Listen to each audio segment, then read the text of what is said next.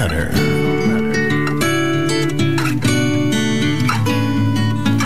Sabi na sulat ni Princess para kay Joace.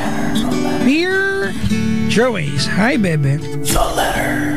Una sa lahat, gusto kong sabihin sa iyo ang maraming salamat. Maraming salamat sa lahat sa mga panahon na palagi ka na andyan sa tabi ko para patahanin at patawanin ako sa tuwing malungkot at umiiyak ako. Joace, salamat sa balikat mong naging sandalan ko kapag inaantok ako at salamat sa pagdamay sa akin sa tuwing masaya ako. At sa mga panahon na kapag kinakailangan kita o kapag gusto ko lang ng kasama.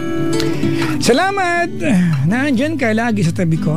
Maraming salamat sa mga payo mo. Sa pagbatok mo, sa mga katangan ko, basta, baby ko, maraming salamat sa lahat. Naimiss na kita ng sobra, naimiss ko na lahat ng bagay na ginagawa natin ng magkasama. Naimiss ko na yung mga payo mo sa tuwing may problema ako. Naimiss ko na yung pakikinig sa mga kwento mo. At naimiss ko na yung best friend ko. Joyce, alam ko, hindi na pwedeng maging gaya tayo ng dati. Magkasama na kayo eh. Kasama mo na siya at alam kong masaya ka na sa kanya. Well, sige na. Hanggang dito na lang. Gusto ko lang sabihin sa iyo na kapag kailangan mo ng kaibigan, nandito lang yung best friend mo. Nandito pa rin ako para sa iyo. Joace coming from Princess. I can feel you calling. Sulat mga kaibigan coming from a bitter person. Princess. Nakakalungkot, no?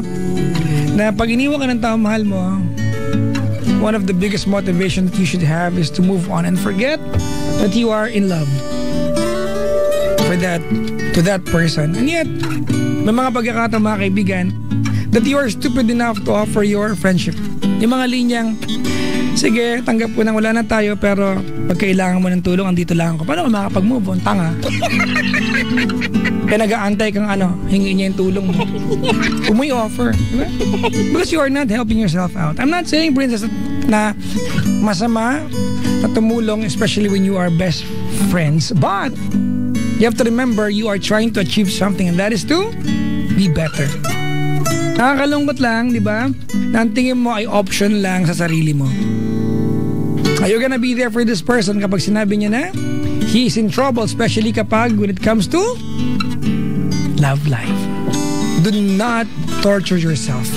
Mga kaibigan, tawagan niyo ako over 8326171 or 1-800-10-100-568. Free mga kabisyo ang ating the letter portion dog sa inyo ng Ginebra San Miguel, ganado sa buhay. Coming from Princess for Joace. Maraming salamat sa pagsulat. I'm playing a song coming from Jimmy Bondoc at alam kong alam natin lahat ito. A good friend of mine, mga kaibigan. Jimmy Bondoc.